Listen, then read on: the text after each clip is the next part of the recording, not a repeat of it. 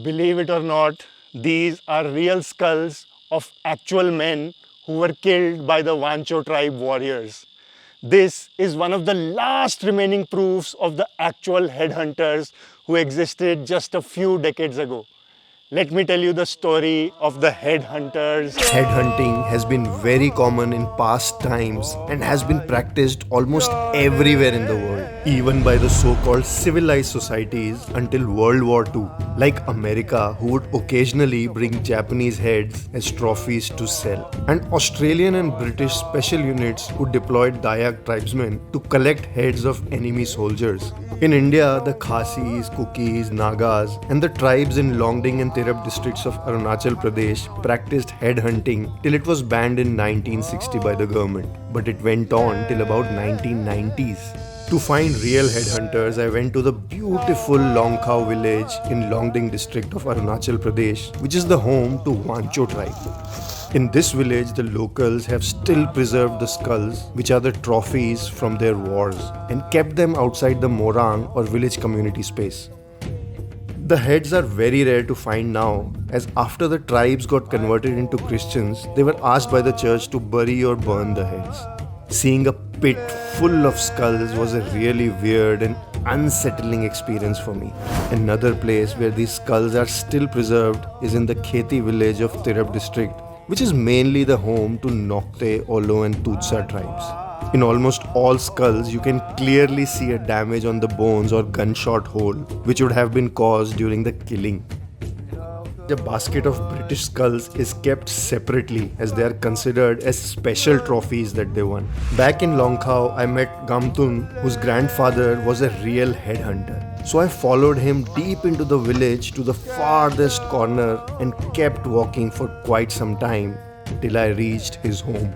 This is where I met a real headhunter who had seen the killings firsthand. Azuma lang pengen ko na mi mai na macam sebab ke ale chung la ti lang ai le hamong ma ka ti lang le dan tu ti kiem ting ma tu lang ko peti ko le ai thai ma lang la ya le nào sene ma chang pe me ni ma la le la le ne zan ka le chu chi ka dan ha ta chu ke ni la ti ka pu wan lam na. The inter-tribe or inter-clan wars and killings between villages would happen mainly to expand or protect their lands, but also on the smallest of matters like animal from a different village entering the farms and spoiling their crops. Hawan kapang le ham la le ma kapang le la le a he la le ma hawan men ko se le la le ta ka te chapa si pa hui dong kha si to pa de ko ne chi to ko le ne i dem ti lang va to le mai sem mai to me le la le da na pa le la le azan pe shup apu pa. The morangs were primarily training centers where young boys stayed and learned war tactics. Here they were given courage to ensure that they return with enemy heads, and if they don't, they would be called cowards. Kala le tata ha du me aya na lai pat siang le de lai elek sahapa chang na le asia chang siang le de lai le minitat mele chang siang le de lai azuma pa la dong lai le la le u koi nang ke u koi ne u za koi ne dàn lang phải một tí cây phượng một chàng qua nó dàn lang phải một tí tuần phượng cho nên khử khoam dàn chỉ lang phải lên khử khoam. The tattoos on their bodies have a direct relevance to headhunting. Tattoos on wrist, arm and chest were done to record the time when their father, brother or a close relative was killed by the enemy. Face tattoos were made when a person would kill one or two people.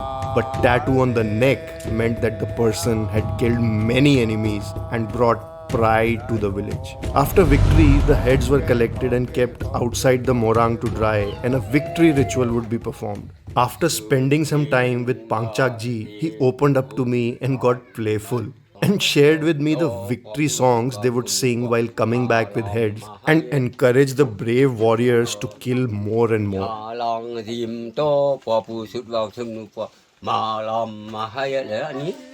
Today, the times have changed and things are peaceful with no more killing. But memories are still fresh in their minds as their immediate fathers or grandfathers had killed each other until recently, and the heads were taken away.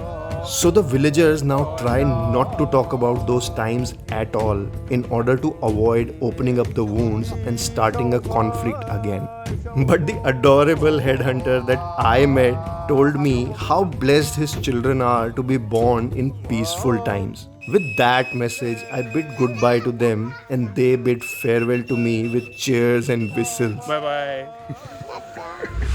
Like in this village and all other villages, there is no more headhunting. I hope the world also understands, and there is no more fighting. I'll see you in my next story. Khushiyan always.